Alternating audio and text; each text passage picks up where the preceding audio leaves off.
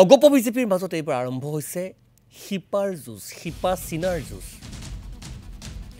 দুদিনীয়া চিন্তন বৈঠকেৰে শিপা থকা সমষ্টি নিৰ্বাচনত প্ৰস্তুতি চলোৱাৰ বাবে নিৰ্দেশ জাৰি কৰিছিল অগপৰ সভাপতি অতুল বৰাই। আৰু ইয়াৰ পিছতে খোদ মুখ্যমন্ত্ৰী ডক্টৰ হিমন্ত বিশ্ব শৰ্মাৰ ঘোষণা, বিজেপিয়েও এৰি নিদিয়ে শিপা থকা সমষ্টি। মুখ্যমন্ত্ৰীৰ মতে অগপই যিদৰে শিপা থকা সমষ্টিত নিৰ্বাচনী প্ৰস্তুতি চলাইছে, বিজেপিয়ে সেইদৰে শিপা এৰি নিদিয়ে। এতিয়া সময়ে ক'ব শিপাক খামুচি ধৰি ধৰি কোন ক'ত থাকিবগৈ, কোন ক'ত পাবগৈ।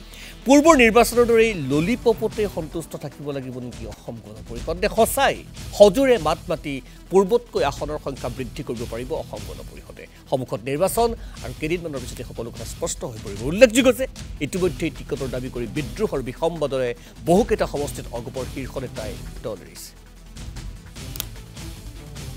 শিপা থকা যিবিলাক সমষ্টি আছে, এই শিপা থকা সমষ্টিত নিৰ্বাচনৰ বাবে পূৰ্ণ পৰ্যায়ৰ প্ৰস্তুতি চলোৱাৰ বাবে জিলা আৰু সমষ্টি সমিতিসমূহক আজি সভাই দায়িত্ব অৰ্পণ কৰিছে।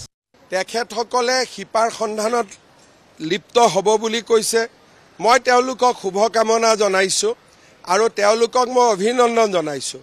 কিন্তু লগত এইটোও কম, ধেমালিতে কৈছোঁ, চিৰিয়াছলি নহয়, বিজেপিয়ে নিজৰ শিপাডাল এৰি নিদিয়ে। তেওঁলোক নিজে এটা ৰাজনৈতিক দল, তেওঁলোকে প্ৰতিদ্বন্দ্বিতা কৰিব পাৰে। আমি দিয়া আৰু থোৱাৰ মালিক নহয়। তেওঁলোকে যোৱাবাৰো ২২-২৫খন আসনত প্ৰতিদ্বন্দ্বিতা কৰিছিল, এইবাৰো কৰিব পাৰে। আৰু আমিতো চিট ভগোৱাৰ মালিকটো আমি নহয়, চিট ভগোৱাৰ মালিক অসমৰ ৰাইজে। গতিকে অসমৰ ৰাইজেহে সিদ্ধান্ত লয় কোন ক'ত জিকিব, আমি কেনেকৈ সিদ্ধান্ত